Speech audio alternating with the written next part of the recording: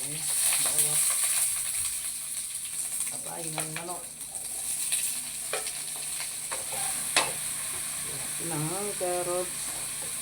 Kaya ng pamintang wasak. Wasak. Beans. Ang bell pepper. Ito yung sabaw ng atay. All milk. Lagay na natin ang itong branting.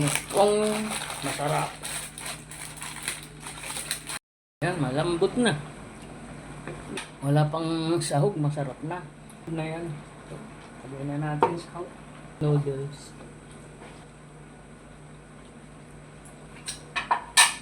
Masarap siya.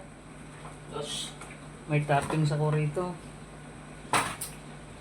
Kung meron walang kamatayang tilapia, meron din hipon. Sakto na yung timpla. Napakasarap. Sarap pa sa kanto. Ngayon ko lang niluto to. Ayan. Thank you for watching.